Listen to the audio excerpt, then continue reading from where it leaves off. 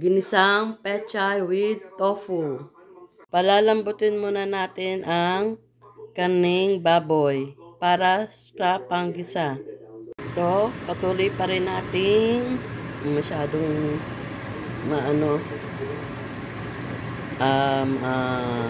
smoky. Patuloy pa rin natin pinakukuluan ang karning baboy. Ito medyo ating dudutuin muna ang pork. Pupulahin muna natin, tutustahin natin para masarap.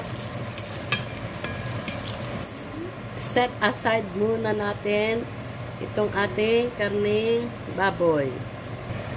Ngayon, ipiprito muna natin lulutuin muna natin ang tokwa or tofu.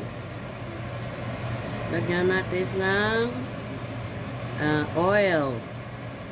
Tayin muna natin siyang uminit.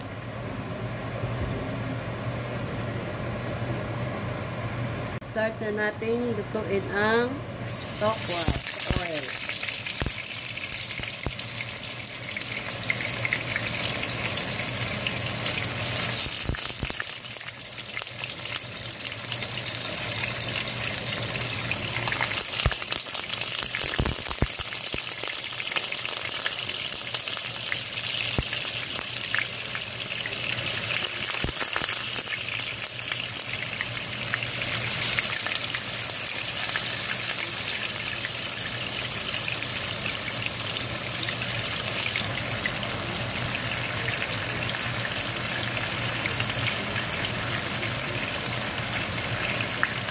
Natin siyang baliktarin para maluto ang other side. Malapit nang maluto ang ating tofu or tokwa. Luto na, atin na siyang aalisin at ating gagayatin ng square. Ngayon, umpisahan na natin lutuin. Garlic,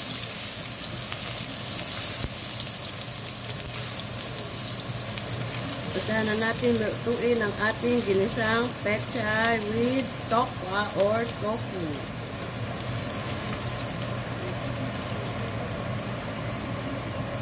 Onion,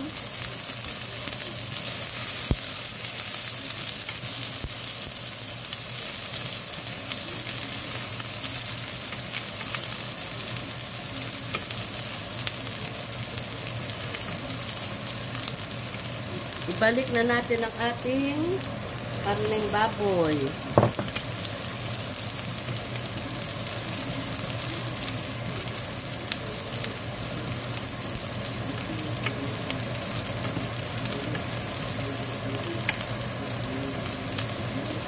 Tapos, ilagay na natin ang ating pechay. Unahin muna natin yung kanyang stock o yung tangkay niya kasi matigas siya. So, meron pa rito.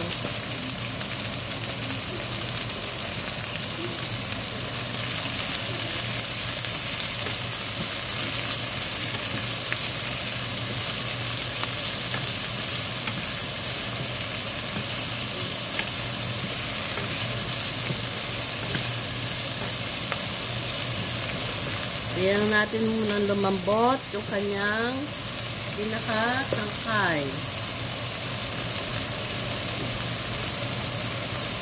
Fish sauce or patis.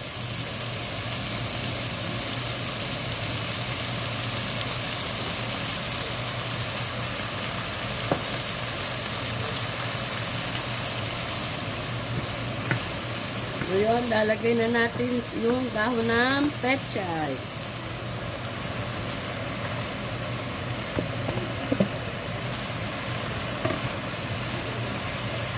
Madali lang ang pagluluto itong ginisang pechay with tokwa or tofu.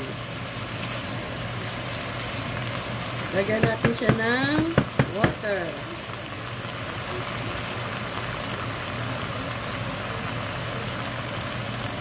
Para may sabaw ang ating ginisang pechay.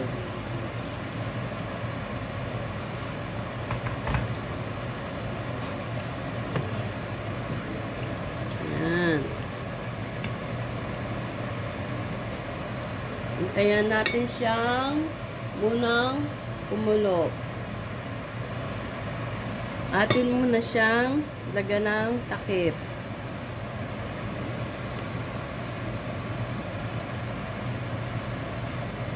Hintayin natin siyang kumulo.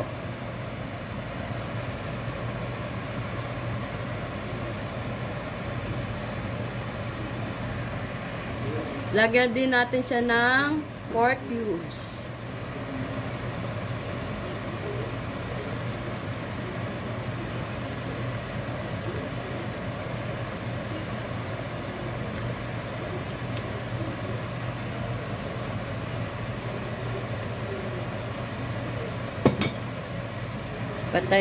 Turn off na natin ang ating oven.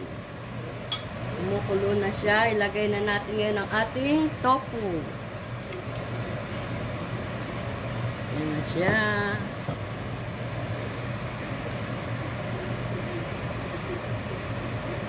Ilagyan ko siya ng maraming sabaw kasi masarap ang merong hinihigop na mainit na sabaw. Yan na siya.